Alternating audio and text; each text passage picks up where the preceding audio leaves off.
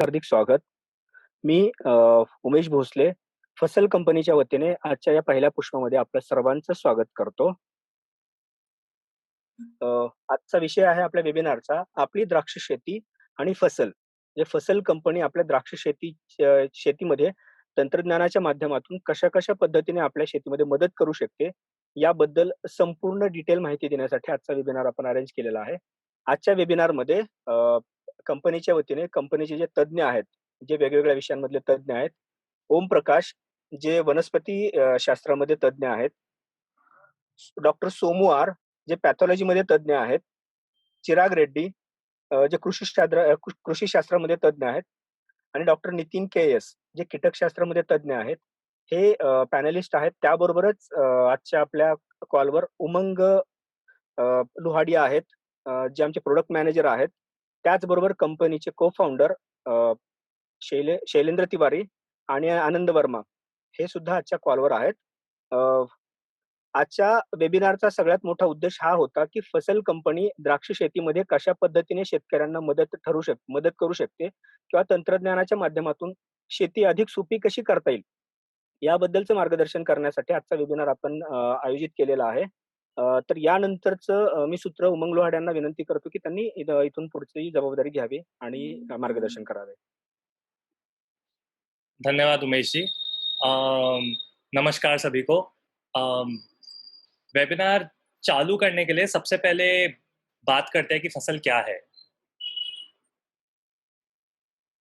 फसल एक हॉर्टिकल्चर के लिए डिजिटल सॉल्यूशन है जो आपको अपने फार्म के स्तर पर आपकी सिंचाई से जुड़ी, कीट के प्रबंधन से जुड़ी और रोग के प्रबंधन से जुड़ी आपके फार्म के आधारित डेटा के प्रयोग से सटीक समय पर आपको सलाह प्रोवाइड करता है। हम आपका जलवायु का अध्ययन करते हैं और उसके हिसाब से ये देखते हैं कि कब आपको इरिगेशन की, कब आपको स्प्रे की जरूरत पड़ सकती है। हमारा डिवाइस आपके फार्म पे कुछ इस तरीके से इंस्टॉल होता है। उस डिवाइस से हम लोग बहुत सारा डेटा इकट्ठा करते हैं सेंसर्स के थ्रू। सेंसर का डेटा जो हम इकट्ठा करते हैं वो उसके थ्रू हम ये पता करते हैं कि आपके मिट्टी में क्या नमी है, मिट्टी का क्या तापमान है, पत्ते की क्या नमी है, क्या सौर्य तीव्रता है, लक्स क्या है। हम ये भी मापते हैं कि आपके क्रॉप कैनोपी में क्या तापमान है, कैनोपी में क्या ह्यूमिडिटी है, हवा का दबाव कितना है, हवा हवा की दिशा क्या है, हवा की रफ्तार और फार्म पर कितनी बारिश हुई है। हम ये सारा डेटा आपके फार्म से लेकर हमारे सिस्टम में लेकर आते हैं और उसके बाद में हम आपको ये बताते हैं कि आपके फार्म पे कब कोई रोग लग सकता है या कब कोई कीड़ा लग सकता है। और हम आपको ये भी बताते हैं कि आपके फार्म में अगले 14 दिनों तक क्या मौसम रहेगा। ये सारा डेटा हम अपने डिवाइस से प्राप्त करते हैं जो कि फार्म पे लगा रहता है। और ये सारा डेटा आपको मोबाइल पे, जो मेरे आपके राइट साइड में दिखाई देगा, मोबाइल पे कुछ इस तरीके से दिखाई देता है। हम फार्म पे जो डिवाइस लगाते हैं उससे हम आपकी कैनोपी का तापमान, कैनोपी की ह्यूमिडिटी, हवा का दबाव, बारिश, हवा की दिशा और उसकी रफ्तार, पत्तों पे नमी, मिट्टी की नमी हम 2 सिरों पे नापते हैं, एक आपके प्राथमिक जड़ क्षेत्र पर और एक आपके निचले जड़ क्षेत्र पर। हम ये भी नापते हैं कि आपका मिट्टी का तापमान क्या है, लक्स क्या है और सौर्य तीव्रता कितनी है। हमारा डिवाइस जो इस तरीके से इंस्टॉल होता है, सबसे ऊपर अगर आप देखेंगे इस डिवाइस पे तो आपको हवा की दिशा का सेंसर, हवा की गति का सेंसर, उसके नीचे एक सौर पैनल दिखाई देगा। इससे हमारा डिवाइस चार्ज होता है। यहाँ पे राइट साइड में आपको रेन गेज दिखाई देगा। यहाँ पे हम ये इसके ज़रिए हम ये मापते हैं कि आपके फार्म पर कितनी बारिश हुई है। ये बीच में हमारा डिवाइस होता है। यहाँ पे इसको चालू और बंद करने का स्विच लगा होता है। इसके ऊपर हम सौर्य तीव्रता और लक्स का सेंसर लगाते हैं। नीचे अगर आप देखेंगे थोड़ा सा, जहाँ पे मेरा कर्सर है, वहाँ पे हम पत्ते की नमी का सेंसर, कैनोपी का तापमान, आर्द्रता और एयर प्रेशर नापने का सेंसर, सॉइल टेम्परेचर का सेंसर और सॉइल मॉइस्चर नापने का सेंसर हम इस जगह लगाते हैं। हमारा ऐप कुछ इस तरीके से दिखाई देता है। जब भी अगर आप फसल का ऐप इस्तेमाल करेंगे, तो फसल के ऐप को चालू करते ही आपको सबसे पहले आपका खेत दिखाई देगा और आपके खेत पर क्या क्या क्या परिस्थितियाँ हैं, वो हम आपको सबसे पहले दिखाते हैं कि उसपे तापमान कितना है, उसमें वहाँ पर ह्यूमिडिटी कितनी है, आपके सॉइल में नमी कितनी है, ये सब आपको आपका ऐप खोलते ही हम दर्शा देते हैं। जब आप अपने प्लॉट का या अपने खेत का विवरण देखना चाहें, तो हम आपके आप उस प्लॉट पर क्लिक करके अंदर जाके देख सकते हैं, जिसमें हम आपको उसका तापमान, ह्यूमिडिटी, बारिश, विंड स्पीड इत्यादि बहुत सारी चीज़ों का विवरण दिखाते हैं। सॉइल में कितनी नमी है, ये हम 2 जड़ क्षेत्रों पे नापते हैं, एक प्राथमिक जड़ क्षेत्र और एक निचले जड़ क्षेत्र पे। ये आपको अपनी स्क्रीन पर कुछ इस तरीके से दिखाई देता है।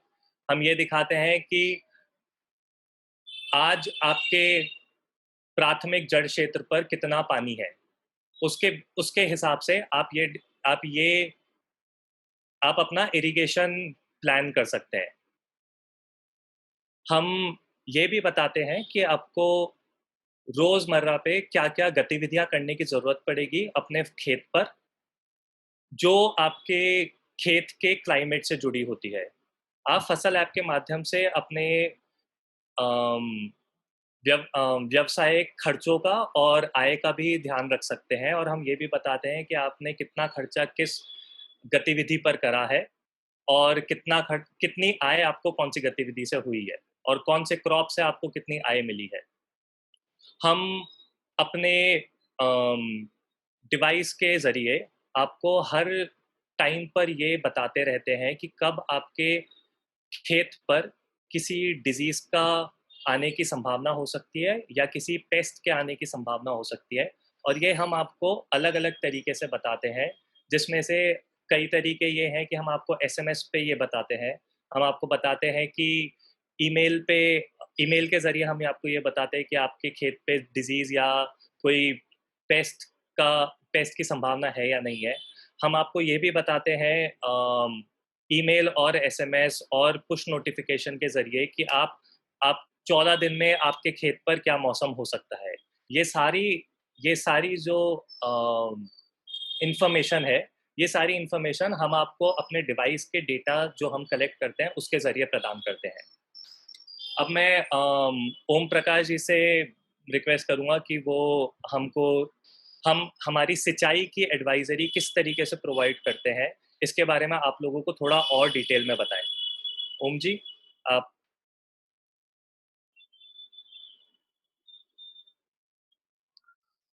नमस्कार किसान भाइयों एंड अन्य उपस्थित मान्यजन।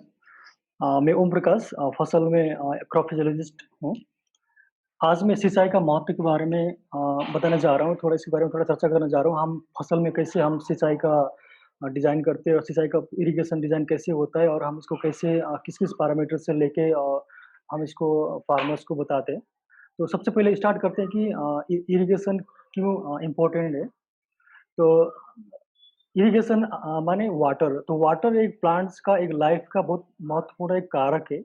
तो ये प्लांट्स में रेस्पिरेशन, फोटोसिंथेसिस और जो जितना भी सेलुलर फंक्शन होते हैं, रेस्पिरेशन, मेटाबॉलाइट सेक्रेशन, ये सभी में वाटर का बहुत महत्वपूर्ण रोल होता है। उसके बाद आता है जब सेलुलर फंक्शनिंग होता है, तो उसके बाद जो लीफ डेवलपमेंट होंगे, ब्रांच डेवलपमेंट, फ्लावरिंग, फ्रूटिंग, सभी में वाटर का बहुत इंपॉर्टेंट फैक्टर्स रहता है। और ये जो ओवरऑल जो वाटर का रिक्वायरमेंट होता है कि पौधे को कितना वाटर चाहिए, तो अलग-अलग पौधे में उसका रिक्वायरमेंट अलग-अलग होते हैं। तो यहाँ पे पौधों के हिसाब से भी रिक्वायरमेंट अलग होती है। उसके साथ फिर ये होता है कि जो स्टेज होती है प्लांट के, जैसे स्टार्टिंग में जो बड ब्रेक हो गया, उसके बाद जो अर्ली वेजिटेटिव स्टेज होगा, फिर वेजिटेटिव स्टेज, इस समय प्लांट बहुत फास्ट ग्रो होती है, तो उस समय रिक्वायरमेंट ज़्यादा होगी। जैसे फ्लावरिंग और जैसे फ्रूट सेटिंग होगी, बेरी सेटिंग होगी, उस समय वाटर बहुत इम्पोर्टेंट रहता है, बहुत सेंसिटिव रहता है। वहाँ थोड़ा भी स्ट्रेस होने से आपका फ्लावर एबोर्शन से लेके फ्रूट सेटिंग, फ्रूट ड्रॉपिंग हो सकता है। तो यहाँ स्टेज के हिसाब से भी वाटर का जो रिक्वायरमेंट हो, जो इरिगेशन रिक्वायरमेंट वो प्रिसाइज़ अलग रहता है।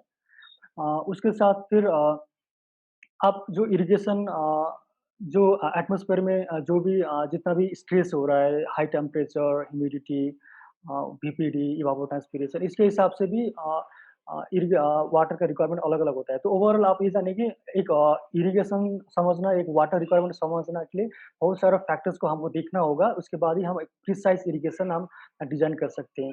तो आइए हम फसल में हम फर्दर कैसे इरिगेशन डेवलप करती है उसके बारे में देखते हैं। जो फसल में जो फसल स्मार्ट सिंचाई प्रणाली है, फसल स्मार्ट इरिगेशन सिस्टम है, इसमें हम ये आप जो यहाँ स्क्रीन में देख रहे हैं फैक्टर्स, इसको हम कंसीडर करते हैं डिज़ाइन करने के लिए। तो हम एक-एक के रूप में हम देखते हैं। सबसे पहला पौधा, तो सबसे फर्स्ट होता है कि हम किस प्लांट में इरिगेशन का डिज़ाइन कर रहे हैं, किस प्लांट में इरिगेशन का हम एडवाइज़री दे रहे हैं। तो ये हर एक प्लांट के हिसाब से वाटर रिक्वायरमेंट अलग-अलग होता है। जो हॉर्टिकल्चर क्रॉप्स होंगे उसका रिक्वायरमेंट अलग होगा, जो सीरियल्स क्रॉप होंगे, जैसे राइस, वहाँ पे वाटर इंटेंसिव रहता है इरिगेशन। तो ये डिफरेंट डिफरेंट प्लांट में अलग-अलग इसका रिक्वायरमेंट होता है। फिर उसके बाद पौधों का प्रकार, तो जो वैरायटी होते हैं उसमें भी कुछ डिफरेंट होता है। कुछ वैरायटी वाटर सेंसिटिव होते हैं, कुछ वैरायटी थोड़ा ड्रट टॉलरेंट भी होते हैं। तो यहाँ भी वैरायटी वैरायटी का हिसाब से भी हम उसको अलग-अलग इरिगेशन डिज़ाइन करते हैं। फिर उसके बाद पौधे के विकास चरण, जैसे मैंने पहले बताया कि उसका स्टेज होता है, तो स्टेज के हिसाब से उसका रिक्वायरमेंट अलग होंगे। ज जो हम फ्लावरिंग जो फ्रूट सेटिंग में जो इरिगेशन देते हैं वो वेराइज़न के टाइम में अलग होगा और स्टार्टिंग लीफ डेवलपमेंट में अलग होगा। तो यहाँ पे जब भी हम जो हम फसल में इरिगेशन डिज़ाइन करते हैं वो स्टार्टिंग बड ब्रेक से लेके फर्स्ट लीफ डेवलपमेंट में कितना होगा, लीफ डेवलपमेंट, इन्फ्लोरेसेंस डेवलपमेंट हो रहा है तो वहाँ पे कितना होगा, ये पूरा ग्रेप का पूरा लाइफ साइकिल का हम उसको स्टेज को कंसीडर करते हैं और हर एक स्टेज का हम फिजियोलॉजी और डिटेल उसका स्टडी करके उसमें जितना भी वाटर रिक्वायरमेंट है, उसका जो भी फिजियोलॉजी से जो रिलेटेड जो वाटर रिक्वायरमेंट होगी, हम उसको डिज़ाइन करते हैं। फिर उसके बाद आता है कि मिट्टी के प्रकार। तो देखिए जब पौधे के बाद पौधे तो मिट्टी में रहता है, तो मिट्टी फिर अलग-अलग टाइप्स ऑफ मिट्टी होती है। किसी में सैंडी सॉइल होगा, कहीं पे लोमी सॉइल, कहीं पे सैंडी लोम, क्ले लोम, फिर क्ले सॉइल। तो ये अलग-अलग मिट्टी का वो अलग-अलग वाटर होल्डिंग कैपेसिटी होता है। तो ये भी जानना बहुत इम्पोर्टेंट रहता है कि हम कितना इरिगेशन करना है और कब इरिगेशन करना है, इसमें सॉइल टाइप्स का बहुत इम्पोर्टेंट फैक्टर्स होता है। तो हम जब भी हम फसल नाम का डिवाइस हम कहीं भी इंस्टॉलेशन करते हैं तो सॉइल टाइप्स एक बहुत महत्वपूर्ण इन्फॉर्मेशन हम लेते हैं फार्मर से। तो यहाँ पे जो अलग-अलग मिट्टी होंगे जिसमें हम लोग का जो रीडिंग होगा सॉइल मॉइस्चर का वो अलग-अलग होंगे। सभी मिट्टी के लिए हम अलग-अलग रेंज प्रोवाइड करते हैं। उसके बाद आता है कि प्राथमिक मिट्टी ज़ोन, प्राइमरी रूट ज़ोन और सेकेंडरी रूट ज़ोन। तो देखिए प्लांट्स का जो प्राइमरी रूट ज़ोन होता है वहाँ पे फाइब्रस रूट ज़्यादा होते हैं, जहाँ से वाटर अपटेक ज़्यादा होता है, वाटर से न्यूट्रिएंट्स अपटेक ज़्यादा होता है। तो वो एरिया में नमी मेंटेन होना बहुत महत्वपूर्ण होता है। और दूसरा फैक्टर है कि सेकेंडरी रूट ज़ोन। तो सेकेंडरी रूट ज़ोन एक लास्ट ज़ोन है जिसके जहाँ तक एक प्राइमरी से लेके सेकेंडरी रूट ज़ोन के बीच में नमी मेंटेन होना बहुत इम्पोर्टेंट रहता है। फिर सेकेंडरी रूट के नीचे में अगर हम फिर से नमी मेंटेन करें तो वो एक लीचिंग में अननेसेसरी हो जाता है। तो हम ये हम श्योर करते हैं कि हम लोग का जो सॉइल में जो मॉइस्चर लेवल है वो बस प्राइमरी से लेके सेकेंडरी रूट ज़ोन तक मेंटेन हो जाए, ताकि वो प्रिसाइज़ली उसको मिल रहा है और एट द सेम टाइम वो लीचिंग भी नहीं हो रहा है। फिर उसके बाद हम बारिश का पूर्वानुमान भी फैक्टर देखते हैं। जैसे आपने अगर सुबह में इरिगेशन किया और दोपहर में बारिश हो रही, तो वो फिर वेस्ट हो जाएगा। तो हम लोग का जो एडवाइज़री जाता है, उसमें हम होल डे का 2 डे का फोरकास्ट लेते हैं कि रेनफॉल कितने होने वाला है। तो वो रेनफॉल का जो फोरकास्ट से भी हम आपको बताते हैं कि आपको कब इरिगेशन करना चाहिए। उसके बाद आता है वेपर प्रेशर डेफिसिट और इवापोट्रांसपिरेशन और कैनोपी पैरामीटर। इसके बारे में हम थोड़ा और ज़्यादा चर्चा करेंगे। आइए वेपर प्रेशर डेफिसिट आप सभी लोगों ने आपके ऐप में देखे होंगे वेपर प्रेशर डेफिसिट का ये आपको वैल्यू दिखता है ऐप में और हमने किस बहुत सारे फार्मर्स को भी बताया है। तो मैं थोड़ा वेपर प्रेशर डेफिसिट के बारे में थोड़ा मैं चर्चा करता हूँ। वेपर प्रेशर डेफिसिट का जो कांसेप्ट होता है ये होता है कि एटमॉस्फेयर में कितना पानी कितना वो ड्राइनेस है, वहाँ पे कितना वाटर वेपर है। अगर एटमॉस्फेयर में जितना ड्राई होगा तो उतना वो लीफ से पानी को लाइक सक करेगा। तो वहाँ पे जो फ्लो मेंटेन होता है तो एटमॉस्फेयर में अगर लो प्रेशर हो रहा है पानी का दैट मीन्स वो लीफ से वो सक करेगा। तो दैट मीन्स लीफ से पानी ले रहा है का मतलब ये होगा कि वहाँ ट्रांसपिरेशन हो रहा है। अगर एटमॉस्फेयर में इतना ज़्यादा full saturated amount of water vapour है, फिर वहाँ पे फिर क्या होगा कि ट्रांसपिरेशन ही नहीं होगा, लिप से पानी लॉस ही नहीं होगा। तो वेपर प्रेशर डिफरेंस एक ऐसा फैक्टर है जो बहुत महत्वपूर्ण भी है और एट द सेम टाइम वो अगर उसका थ्रेशोल्ड से ऊपर मैक्सिमम और मिनिमम हुआ तो वो भी हानिकारक रहता है।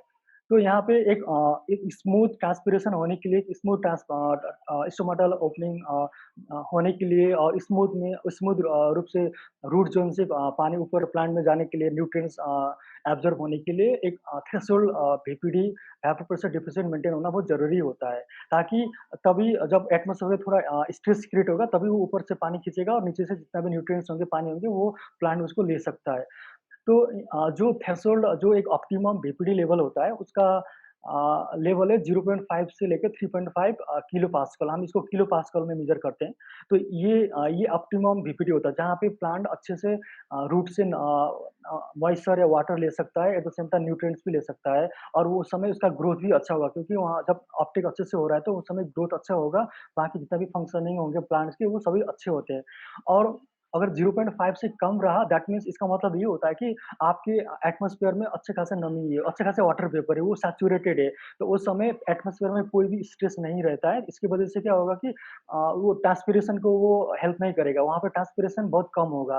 अगर ट्रांसपिरेशन कम हो रहा है तो अगर आपने इरिगेशन भी सुबह कर लिया, अगर दिन भर में बीपीडी का लेवल 0.5 से कम मेंटेन हो रहा है, फिर उस दिन पूरा वेस्ट हो जाएगा। वो उसका आप जो भी न्यूट्रिएंट आप अप्लाई कर रहे हैं, जो भी इरिगेशन अप्लाई कर रहे हैं, वो वहाँ पे यूज़ नहीं होंगे, बस वो लीच आउट होके चले जाएँगे। अगर अगर 3.5 से भी ऊपर चला गया, फिर इसका मतलब ये होता है कि एटमॉस्फेयर बहुत ज़्यादा ड्राई हो गया। फिर उस समय क्या होगा कि वो एटमॉस्फेयर इतना ज़्यादा स्ट्रेस क्रिएट करता है कि वो स्टोमाटा को क्लोज़ कर देगा।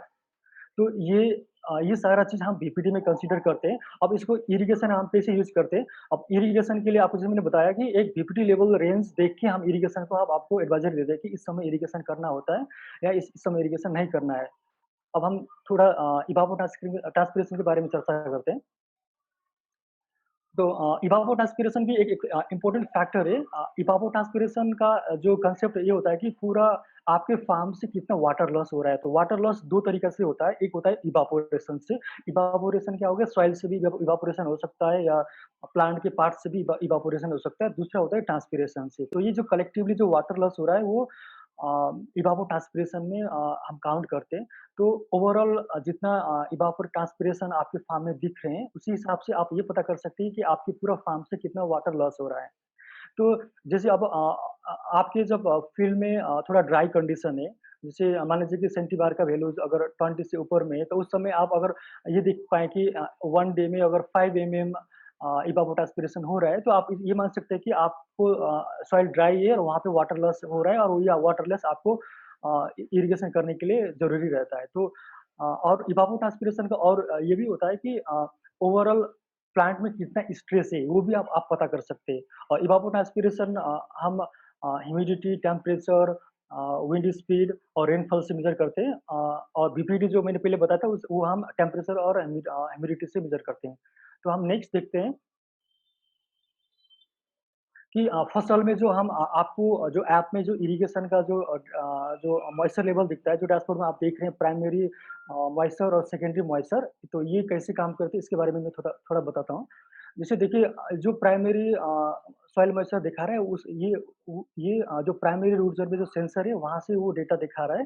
दैट मीन्स आपके प्राइमरी रूट ज़ोन में कितना नमी दिख रहे हैं, नमी वहाँ पे मेंटेन हो रहे हैं, वो यहाँ पे रियल टाइम में दिखा रहा है। आप रियल टाइम में देख सकते हैं। वो और इसमें जो सॉइल टाइप्स हैं, वो भी इसमें फैक्टर आता है कि हम जो सॉइल टाइप्स में जो वाटर होल्डिंग कैपेसिटी होता है, ये भी इसमें कैलकुलेट होके ये दिखाता है कि आपके में कितना मॉइस्चर है। तो यहाँ पे जो थ्रेशोल्ड होता है 20 सेंटीबार तक सभी सॉइल में एक नॉर्मल मॉइस्चर लेवल रहता है। जैसे 20 से ऊपर गया तो सैंडी सॉइल में क्या होता है कि 25 सेंटीबार के बाद आपको इरिगेशन करना चाहिए। जैसे और लोमी सॉइल में एवरेज में 30 सेंटीबार पे फिर आपको ऊपर में इरिगेशन करना चाहिए और क्ले में और ऊपर तक जाएगा 35-40 तक जाएगा डिपेंड अपॉन द आपका क्रॉप और उसका और फैक्टर्स है।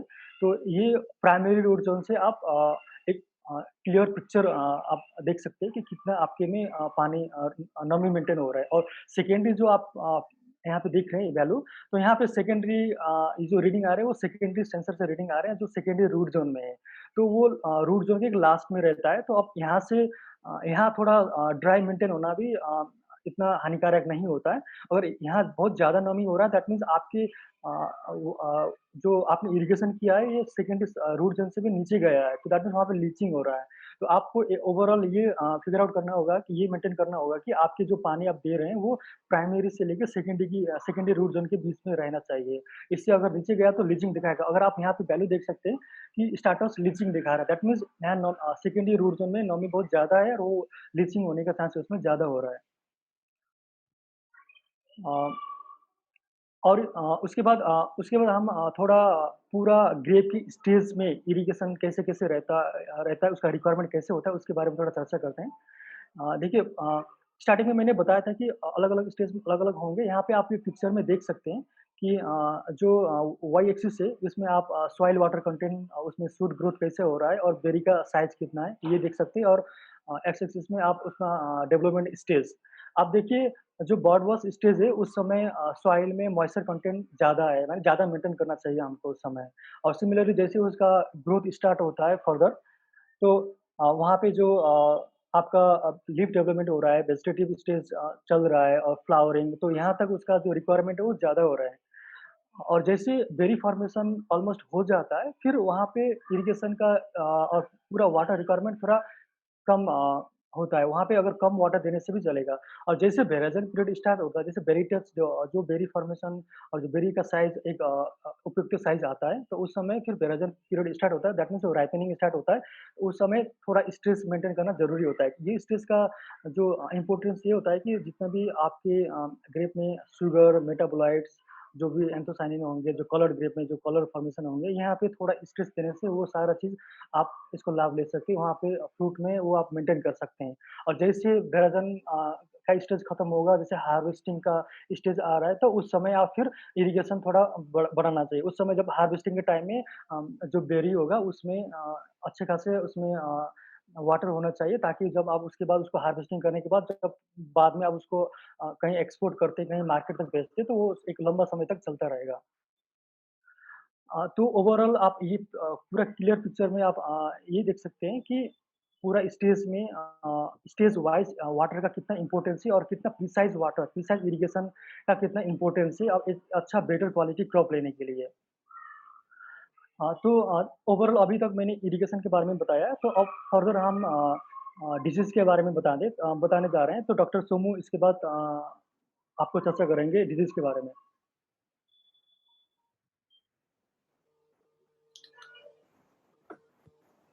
Thank you, Om Prakash ji. Good evening to all from us. My name is Soho. So I'm working as a plant pathologist at Fasal. I'll be speaking in English, and Omji will translate to Hindi. So I will tell briefly about how Fasal will predict the disease development based on the microclimatic conditions and help to manage the disease. So disease management in the right time is very important because it will cause more than 80% of the yield loss. The disease development entirely depend on the microclimatic conditions because microclimatic conditions play a key role in pathogen germination, where these microclimatic conditions will help the dormant spore or resting pathogen to germinate and cause the infection in grape vines. So, which are all the microclimatic conditions which help the pathogen to germinate? Means temperature, relative humidity, and rainfall. So all these weather variable help the pathogen to develop. So whether this microclimatic condition is same for all the disease means no, it will differ from pathogen to pathogen. So it requires different microclimatic condition from one pathogen to another pathogen. Some pathogen requires high temperature and low humidity, and few pathogen requires low temperature and high humidity. It depends upon the pathogen. So, and also duration of the microclimate also plays a very important role. So then we can see how the disease development will take place with an example of a disease triangle. So currently grape crop is susceptible to downy mildew, powdery mildew, anthracnose and botrytis. So pathogen causing these diseases are more virulent, where you can see these diseases in every season. So only susceptible host and a virulent pathogen does not cause the disease. The pathogen should first germinate from the resting stage, and then it will infect the crop. This will take place only when there is a suitable microclimatic condition in favor of pathogen. So temperature, RH, and rainfall play a very important role. That's why we can't see all the diseases throughout the year. Only we can see in a particular months or in particular season only. We can see these diseases. So how Fuzzle will develop or build a disease model based on the microclimatic conditions for the different diseases. So our Om Prakash ji will continue with this. Thank you. Thank you doctor Somu. Doctor Somu ने English में बताया कि एक disease farm में लगने के लिए क्या-क्या कंडीशन होना चाहिए और एक जनरल डिजीज़ लगने के लिए कैसे वेदर पैरामीटर्स कैसे उसमें इम्पोर्टेंट रहते हैं उसके बारे में बताया और उन्होंने ये भी बताया कि कैसे पूरा साल भर में डिजीज़ नहीं दिखता है क्योंकि उसके लिए स्पेसिफिक कंडीशन रिक्वायरमेंट होते हैं। तो हम चलिए थोड़ा फसल में हम कैसे डिजीज़ का मॉडलिंग करते हैं, कैसे हम डिजीज़ का मॉडल बनाते हैं उसके बारे में चर्चा करते हैं। अम, ओम, उससे पहले एक बार ये बता देते हैं थोड़ा-सा कि आई थिंक जो सोमू ने बोला वो इंग्लिश में बोला, तो बाकी सबके लिए एक बार और हम हिंदी में भी बता देते हैं कि जो-जो चीज़ें सोमू ने बताई है। श्योर।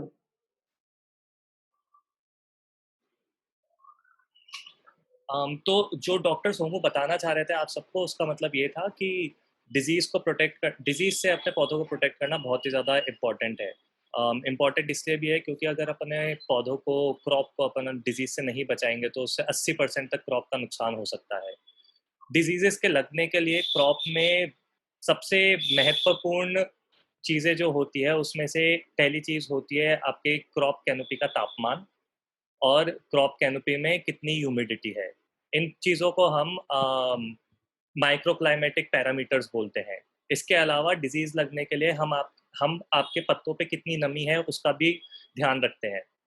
इसके अलावा हम ये भी देखते हैं कि आपके खेत में कितनी बारिश हुई है एक एक समय पर। हम इन सब चीज़ों का रोज़ रोज़ ध्यान रखते हैं और ये देखते हैं कि कोई भी ऐसी कंडीशन तो नहीं है आपके खेत पर जिससे किसी डिजीज़ के लगने की संभावना हो सकती है। डिजीज़ लगने के लिए मेजरली 3 चीज़ों की ज़रूरत होती है, जो कि रोग त्रिकोण में आपके सामने दिख रहा है आपको। सबसे पहली चीज़ होती है पैथोजन, एक ऐसा जीव जिसके कारण डिजीज़ एक्चुअली में चालू होगा आपके खेत पर। होस्ट होस्ट मतलब आपका पौधा जहाँ पे डिजीज़ लगेगा। और एनवायरनमेंट मतलब ऐसी कंडीशन जिससे डिजीज़ की ग्रोथ और ज़्यादा बढ़ जाएगी आपके खेत पर और आपका पौधा डिजीज़ से इन्फेक्ट हो जाएगा। आई थिंक ओम, अब आप लोगों को हम लोग फसल में डिजीज़ मॉडल कैसे बनाते हैं उसके बारे में और डिटेल में बताएगा ओम। या थैंक यू उमंग। जैसे उमंग ने बताया कि एक डिजीज़ लगने के लिए बहुत सारे फैक्टर्स होते हैं जो माइक्रोक्लाइमेटिक फैक्टर्स होते हैं वो ज़रूरी होता है डिजीज़ लगने के लिए, उसका ग्रोथ के लिए। तो मैं थोड़ा फसल में हम कैसे डिजीज़ का मॉडल बनाते हैं उसके बारे में चर्चा करना चाहता हूँ। एक तो सबसे पहले हम ये करते हैं कि एक कोई भी डिजीज़ होगा उसका हम पूरा लाइफ साइकिल स्टडी करते हैं, उसका डिटेल में लाइफ साइकिल स्टडी करते हैं और उसका जो भी उसका जो स्टार्टिंग प्राइमरी स्टेज होगा, उसका जो सेकेंडरी स्टेज होगा उसका पूरा चक्र हम स्टडी करके उसमें हम ये देखते हैं कि किस स्टेज में किस माइक्रो क्लाइमेट कंडीशन उसमें ज़रूरी होता है और कितने ड्यूरेशन या कितनी मात्रा में ज़रूरी होता है। तो उसी हिसाब से फिर हम उसका पूरा ट्रैक कर सकते हैं, पैथोजन का कैसे ग्रोथ हो रहा है, कैसे डेवलपमेंट हो रहा है, वो हम ट्रैक कर सकते हैं। तो तो जो जो भी हम डिज़ीज़ मॉडल बनाते हैं उसमें हम लोग टेम्परेचर, ह्यूमिडिटी, रेनफॉल, लीफ वेटनेस ये कंडीशन को हम ज़्यादा फ़ोकस करते हैं और हम ये देखते हैं कि ये कंडीशन कैसे वो ये डिज़ीज़ के लिए इम्पोर्टेंट है और वो कितना उसको ड्यूरेशन चाहिए होता है एक साइकिल कंप्लीट करने के लिए।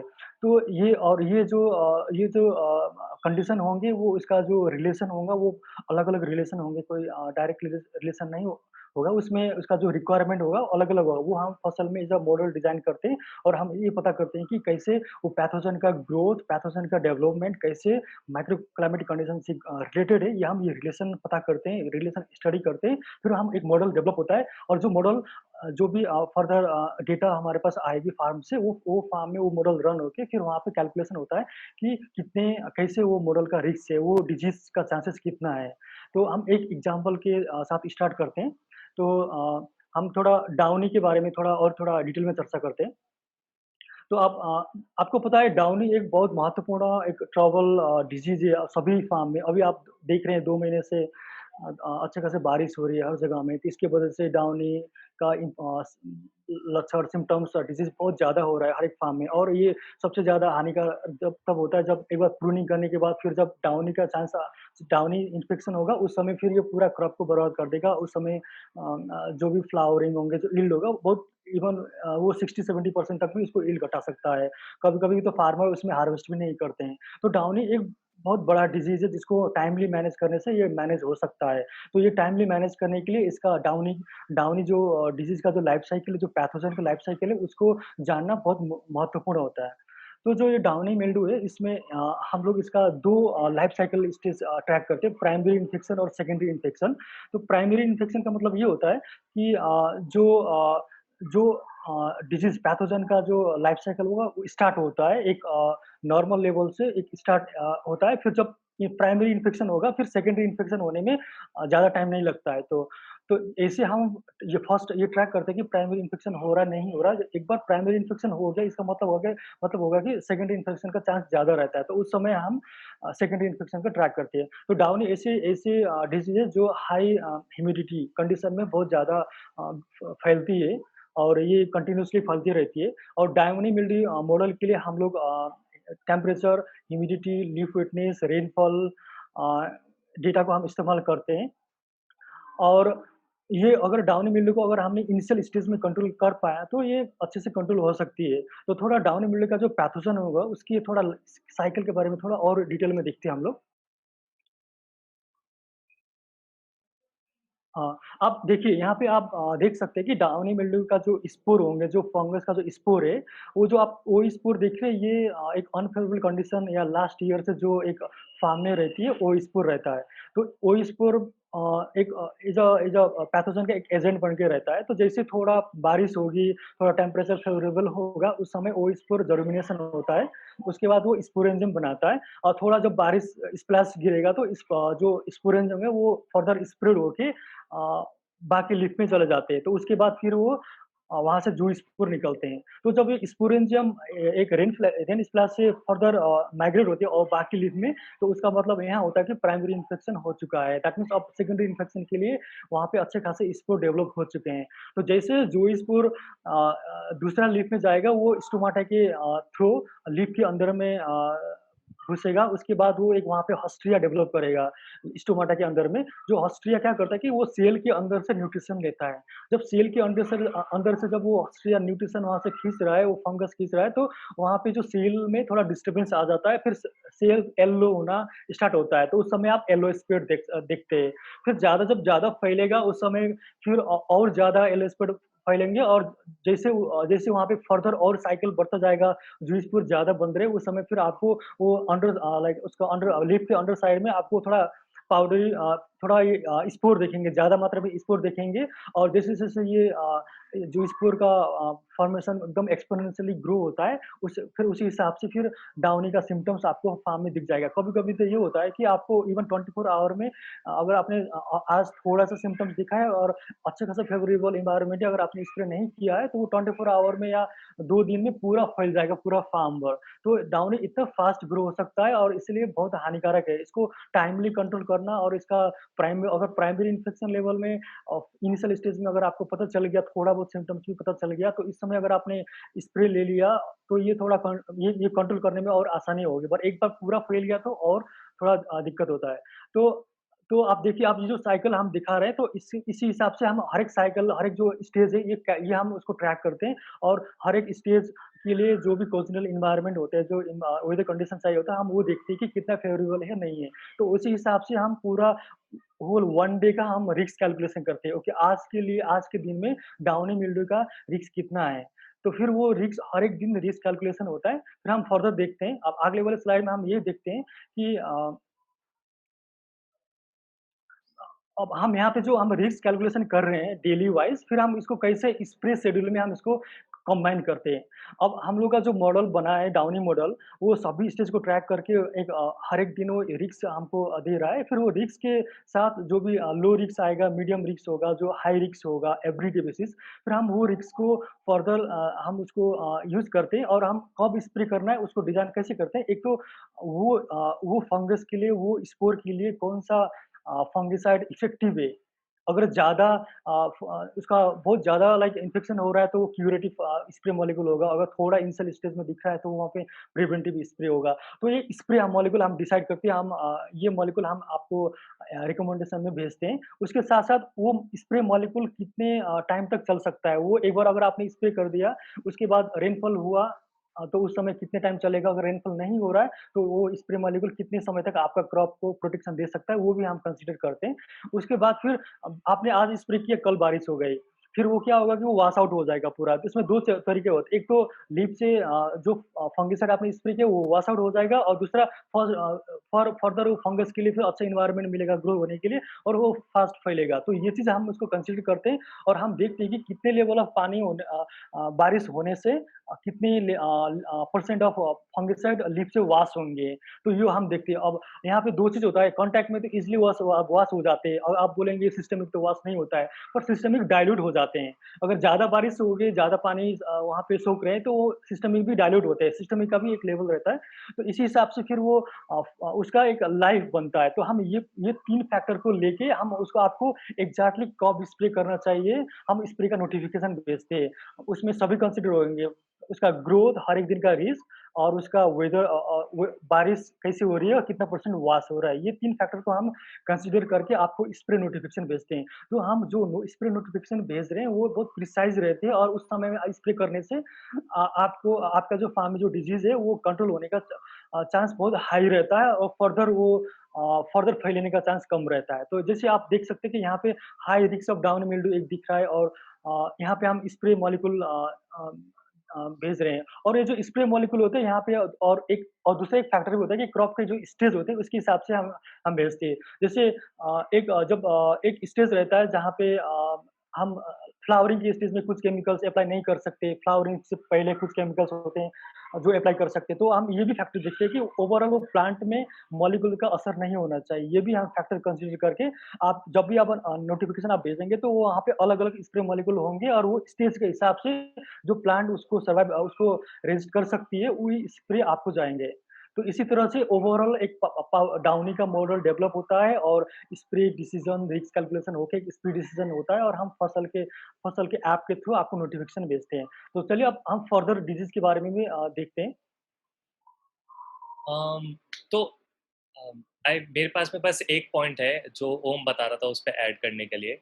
ओम बता रहा था कि हम किस तरीके से अपना पेस्टिसाइड सुनते हैं और किस तरीके से पेस्टिसाइड की सलाह देते हैं सबको, हमारे किसानों को। हम पेस्टिसाइड की जब सलाह करते हैं तो जो हम केमिकल चूज़ करते हैं सलाह के तौर पर, उसमें हम इस चीज़ का भी ध्यान रखते हैं कि आपका पौधा एक्चुअली में उस पेस्टिसाइड के लिए रेजिस्टेंस ना डेवलप कर ले। तो हम पेस्टिसाइड्स को उतनी ही बार स्प्रे करने की सलाह देते हैं जिससे आपका पौधा उस पेस्टिसाइड के लिए रेजिस्टेंस ना डेवलप कर ले। इसीलिए जितनी बार भी आपके पास में फसल नोटिफिकेशन भेजता है कि आपको पेस्टिसाइड स्प्रे कर देना चाहिए, उतनी बार हम अपने केमिकल्स चेंज करते रहते हैं। या थैंक यू उमंग जी, ये बहुत इम्पोर्टेंट पॉइंट है। यहाँ पे मैं इसको थोड़ा इलैबोरेट करता हूँ। यहाँ पे ऐसा रहता है कि हर एक फंगिसाइड और एक पेस्टिसाइड और एक मॉलिक्यूल्स का अपना-अपना मोड ऑफ एक्शन होता है। तो एक ही मोड ऑफ एक्शन में अगर हम उसको रिपिटेटिव स्प्रे करेंगे तो वो पैथोजन में वो रेजिस्टेंस होने का चांस ज़्यादा रहता है। तो इसीलिए वहाँ पे कंटिन्यूअसली उसका रोटेशन करना या एक सीज़न में उसको 2 या 3 बार से ज़्यादा यूज़ ना करना बहुत लाइक इम्पोर्टेंट रहता है और ये करने से आपके में रेजिस्टेंट थोड़ा कम होगी। अभी हम देखते हैं कि बहुत सारे फार्मर्स के फार्म में रेजिस्टेंस का इश्यू चल रहा है। तो इसको भी हम फसल के लाइक मॉडल के थ्रू हम इसको भी थोड़ा सॉल्व करने को हम ट्राई कर रहे हैं और आई थिंक अगर फार्मर्स प्रॉपर्ली फॉलो करेंगे तो ये रेजिस्टेंस डेवलप नहीं होंगे फसल फार्म में। और फर्दर फर्दर देखते हैं हम पाउडरी मिल्ड्यू में कैसे हम मॉडल डेवलप करते हैं। सॉरी एंथ्रैक्नोज के बारे में थोड़ा चर्चा करते हैं। तो जैसे डाउनी का मॉडल हमने बनाया और जैसे पूरा डाउनी का मॉडल चलता है, उसी हिसाब से एंथ्रैक्नोज का भी चलता है। उसका थोड़ा पैरामीटर जो हम ले रहे हैं, फैक्टर्स ले रहे हैं, वो थोड़ा अलग होंगे। उसका जो रिलेशन होगा, वो थोड़ा अलग होगा। बट ओवरऑल जैसे मॉडल हम उसका फर्दर मॉडल चलाते हैं, वो सिमिलर पैटर्न में चलेगा। और एंथ्रैक्नोज ऐसा डिजीज़ है जो आपके फ्रूट्स में भी आ सकता है और लीफ में भी आ सकता है।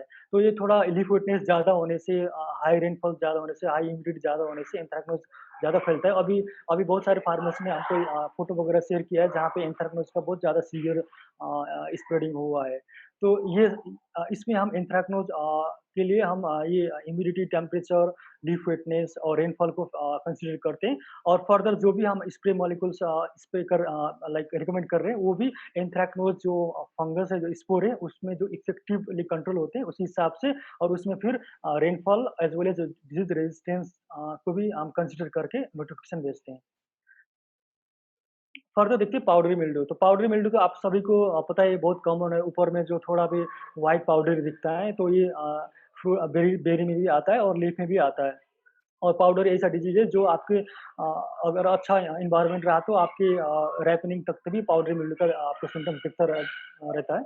और पाउडरी का थोड़ा-सा कंडीशन थोड़ा-सा अलग है। ये बहुत ह्यूमिड कंडीशन होगा या टू ड्राई कंडीशन होगा, तो उस समय पाउडरी का चांस रिस्क कम होता है। थोड़ा-सा ड्राई है बट एटमॉस्फेयर फेवरेबल है, तो उस समय पाउडरी का चांस ज़्यादा रहता है। अब आप इसको ऐसे समझ सकते हैं कि जब डाउनी होगा उस समय पाउडरी का चांस कम रहता है।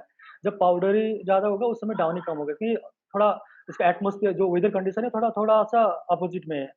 तो पाउडरी मिल्ड्यू के लिए हम लोग टेम्परेचर, ह्यूमिडिटी, रेनफॉल को इस्तेमाल करते हैं। उसके साथ-साथ और जो हम इसमें स्प्रे मॉलिक्यूल रिकमेंड कर रहे हैं, वो भी प्रिसाइज़ली रेनफॉल के हिसाब से और उसका रेजिस्टेंस मैनेजमेंट इसके हिसाब से हम उसको पाउडरी के लिए हम रिकमेंड करते हैं।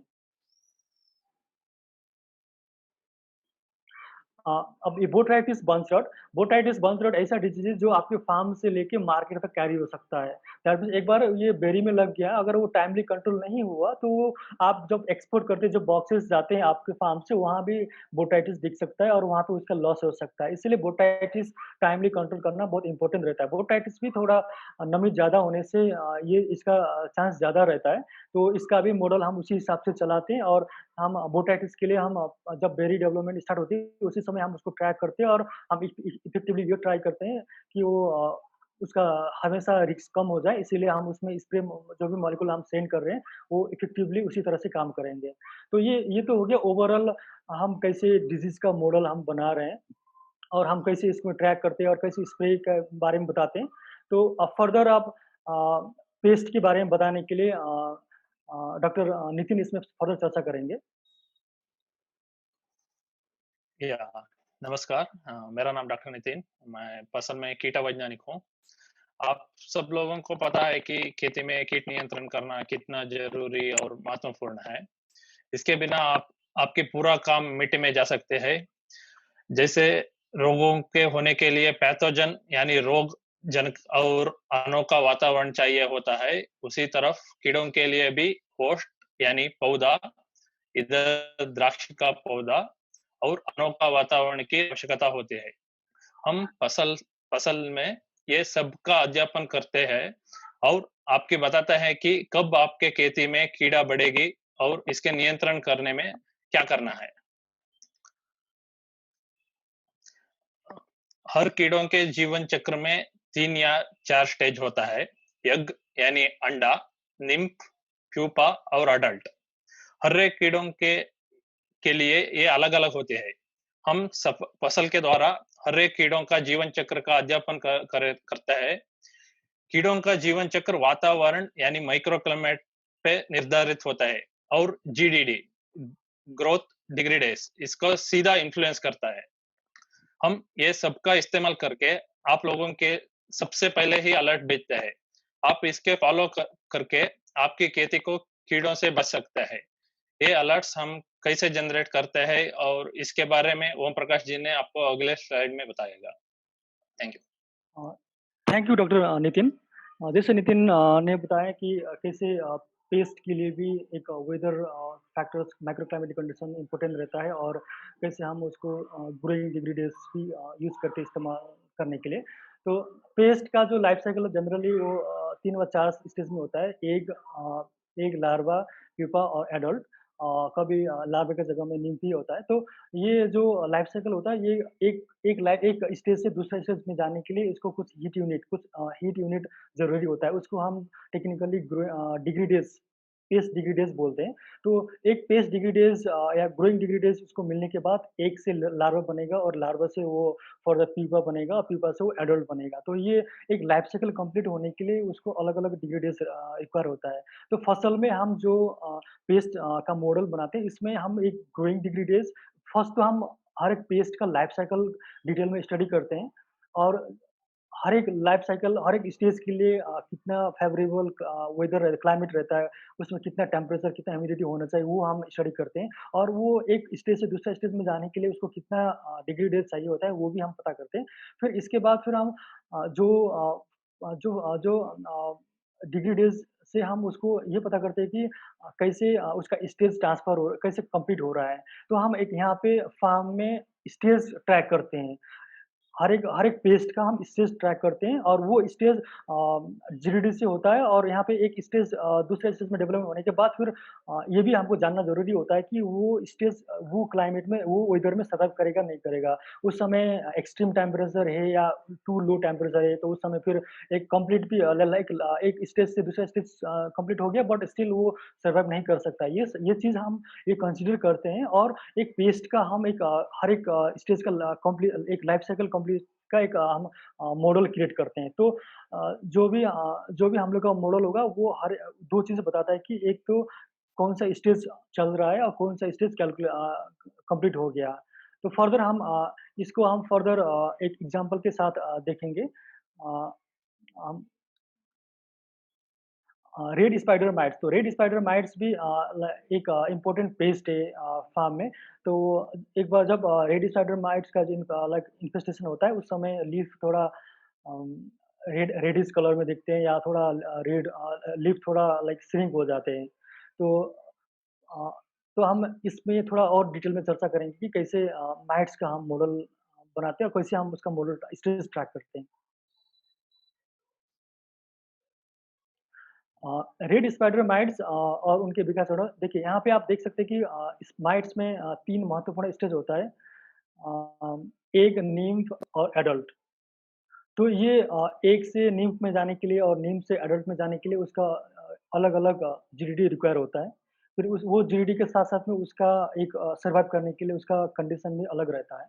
तो हम जो फार्म से हम एक पूरा मॉडल में हम पूरा ये ट्रैक करके मॉडल बनाते हैं और जो भी फार्म से हमको डेटा आ रहा है उसमें हम ये देखते हैं कि कौन-सा स्टेज का लाइफ साइकिल कंप्लीट हो रहा है और कौन सा सर्वाइव कर सकता है और इससे हम पूरा एक ही साथ में हम ये पता करते हैं कि कौन-सा स्टेज अभी ज़्यादा फार्म में दिख रहे हैं। तो उसी हिसाब से फिर हम फर्दर जो भी हम स्प्रे मॉलिक्यूल रिकमेंड करते हैं वो स्टेज वाइज़ होते हैं। अब आपको पता है कि एक के लिए अलग-सा जो इफेक्टिव केमिकल्स होंगे, इफेक्टिव पेस्टिसाइड होंगे, वो एक के लिए अलग होंगे, निम्फ के लिए भी थोड़ा अलग होंगे, एडल्ट के लिए अलग होंगे। कुछ-कुछ केमिकल्स दोनों के लिए काम करते हैं और कुछ-कुछ एक केमिकल्स एक ही में काम करते हैं। तो यहाँ पे जो स्टेज ज़्यादा फार्म में दिख रहे हैं, उस वो स्टेज के हिसाब से अगर हम स्प्रे करेंगे, तो फिर वो स्टेज वहाँ पे स्टॉप होता है और वहीं पे ब्रेक हो जाता है। तो यहाँ पे तो ये अगर हम कैसे किसी भी तरह से अगर ये स्टेज ब्रेक कर पाएँ, उसका मतलब ये होता है कि हम ये पेस्ट को कंट्रोल कर सकते हैं उस समय। या तो एडल्ट को हम उसको हम किल करें, वो भी एक हो गया। अगर नीम को भी हम किल कर दिया तो वहाँ पे स्टेज ब्रेक हो गया। तो ओवरऑल इसी हिसाब से हम स्टेज ब्रेक करके एक स्प्रे करके इसको हम कंट्रोल करते हैं।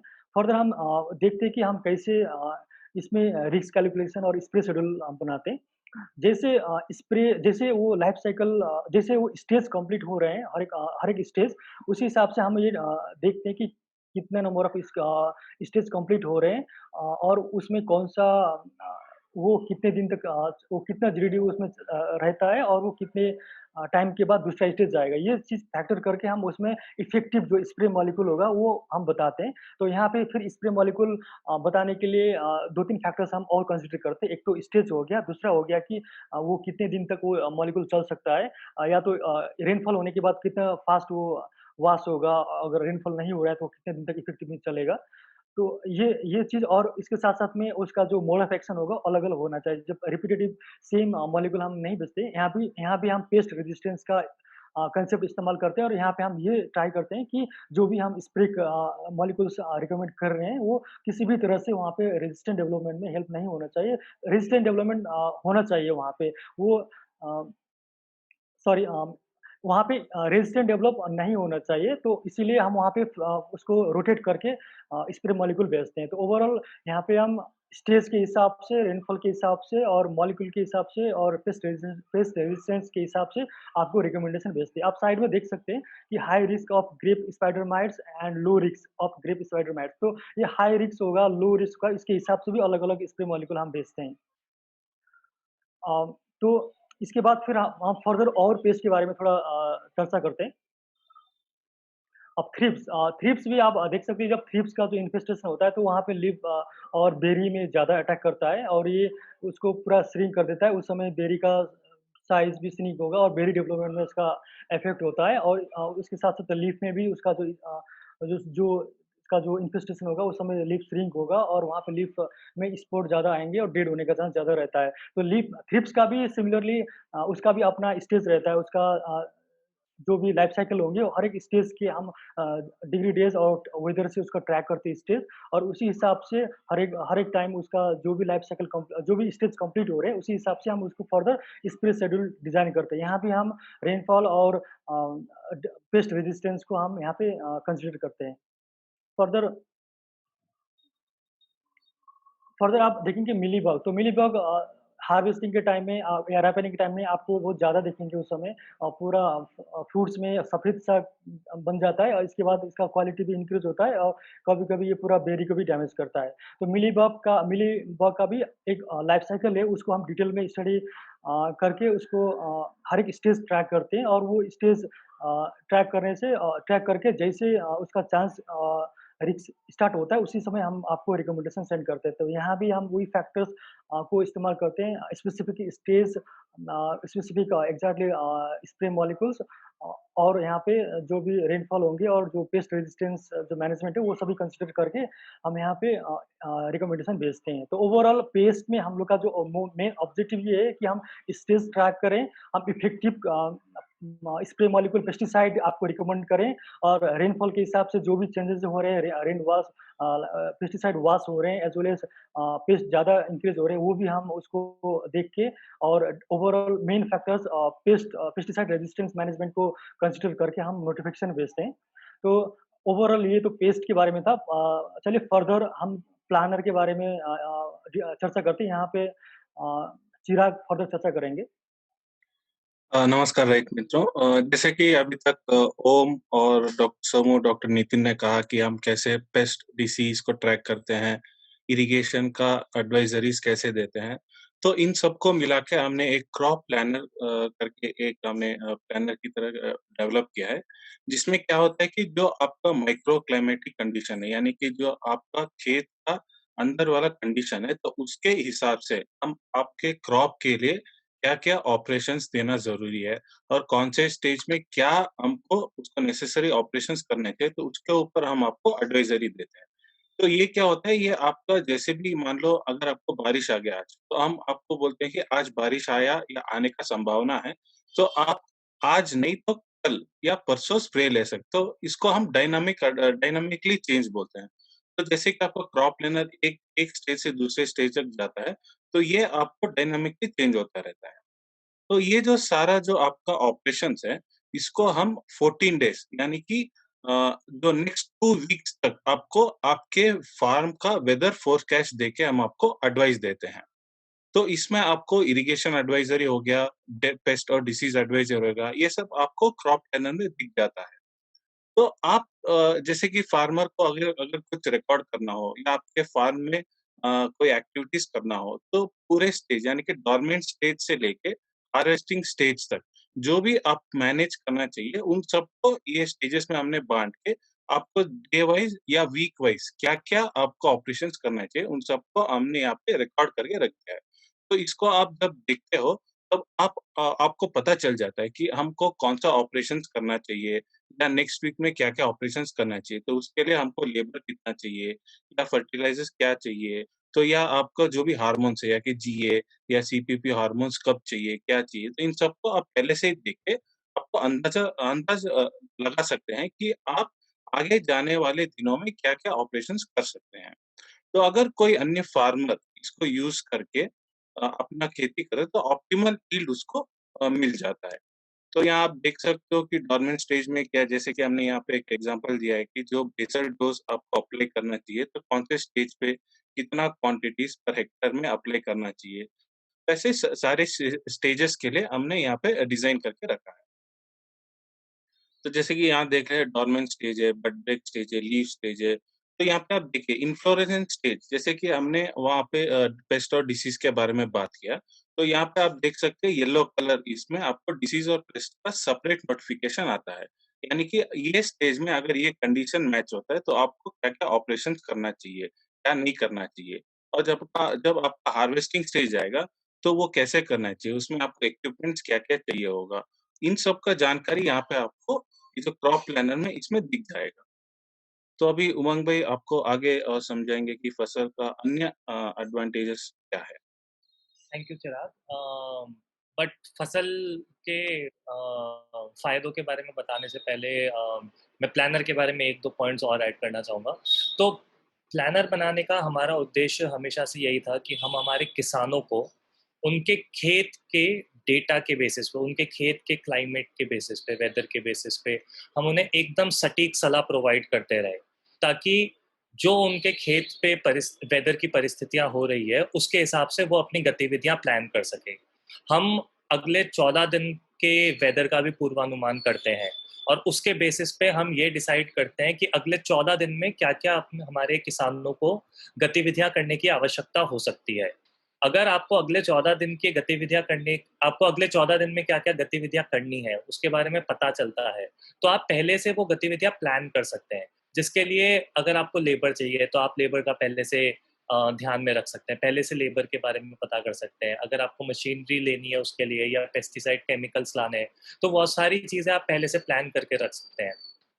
और ये जो एडवाइजरी आती है, ये जो प्लानर में हम आपको सलाह देते हैं कि आप कौन सी गतिविधि किस टाइम पे करें, ये सारी चीज़ें जैसे जैसे मौसम बदलता रहता है उस हिसाब से ये एडवाइजरी भी आपके मौसम के हिसाब से बदलती रहती है। तो इस ये करने के साथ में हम बेसिकली ये मेक श्योर करते हैं कि जो हम एडवाइजरी प्रोवाइड कर रहे हैं वो एकदम सटीक हो और वो आपके खेत के क्लाइमेट और वेदर के हिसाब से हो।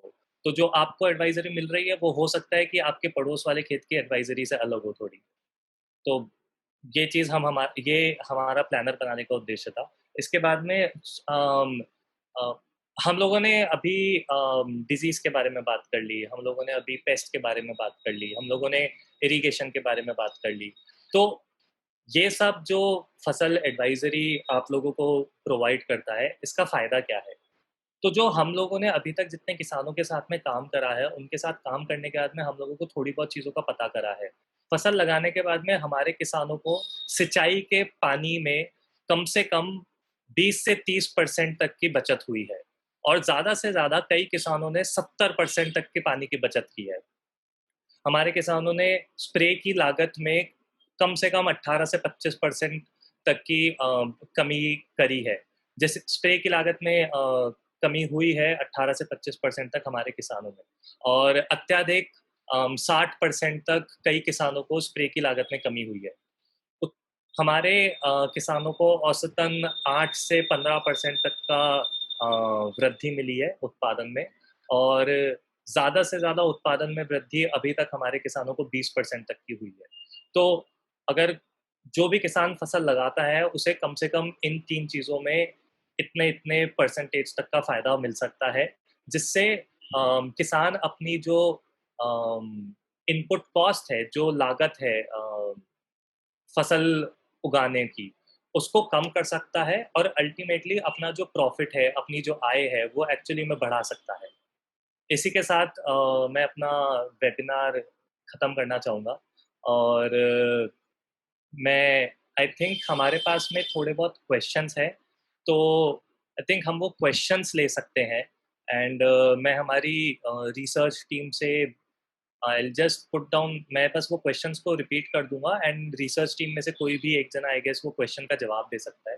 सबसे पहला क्वेश्चन आई गेस हमारे पास में नंदलाल दुखले जी का है, जिन्होंने पूछा है हमसे कि इवेपो ट्रांसपिरेशन रेट को हम इरिगेशन में कैसे ले सकते हैं, कैसे अकाउंट कर सकते हैं।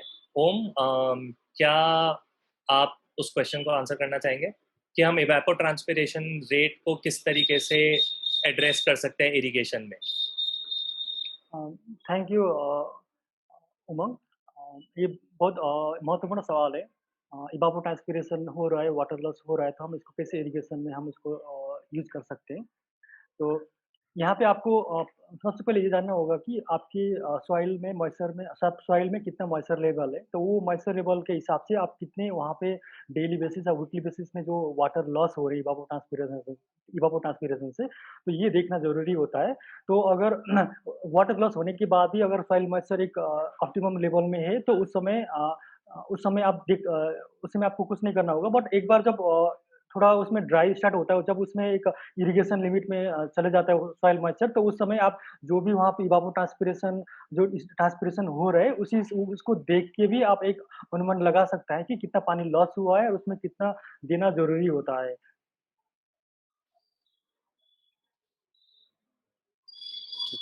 अम, ओम, या आपके पास में कुछ और है इसमें ऐड करने के लिए? बस इतने ही। ओके। हमारे पास में एक और क्वेश्चन है उमेश नागनाथ जी का, जो हमसे पूछ रहे हैं कि डिजीज, कोई भी जब डिजीज आता है तो वो सबसे पहले कहाँ आता है, वो सॉइल में आता है या पत्तियों पे आता है? तो ओम, सोमू, क्या आप आंसर करना चाहेंगे इस क्वेश्चन को? So disease spores will stay in the soil as well as leaf infected last year or last season का infected plant parts में, और stem का cracks will be there, no, in stems. So there also it will be gone for a resting stage. So when there will be a favorable condition, this will germinate. So that's why farmers are instructed to remove all the infected plant parts and all. And if possible, you can expose some soil where the spores will die due to a high temperature. That's it. ओम, इसे हिंदी में बताएंगे आप थोड़ा? हाँ, right. जैसे doctor Somu ने बताया कि आपने जो स्पोर होते हैं, जो डिजीज़ का जो स्पोर होता है वो सॉइल में भी हो सकता है और लीफ या प्लांट के पार्ट्स में भी हो सकता है। तो जो जो आपने जो पूछा कि डिजीज़ कहाँ से स्टार्ट होती है, तो दोनों से चांस रहती है स्टार्ट होने के लिए। तो अब इसको हम मैनेज करने के लिए जो भी ड्राइड या डिकेड इन्फेक्टेड लीव्स के पार्ट्स या प्लांट के पार्ट्स होंगे, उसको रिमूव करना ज़रूरी होता है। उससे क्या होगा कि जो भी पास्ट सीज़न के डिजीज़ होंगे या जो अभी रिसेंट में डिजीज़ आ रहे हैं, वो आप उसको कंट्रोल कर सकते हैं। और दूसरा उन्होंने ये भी बताया कि सॉइल में जब आप सीज़न स्टार्ट होती है तो उस समय सॉइल थोड़ा-सा लूज़ करने से वहाँ पे सनलाइट की वजह से वो स्पोर डेड होने का चांस ज़्यादा रहता है। तो इससे भी थोड़ा उसको कंट्रोल में हेल्प होता है। या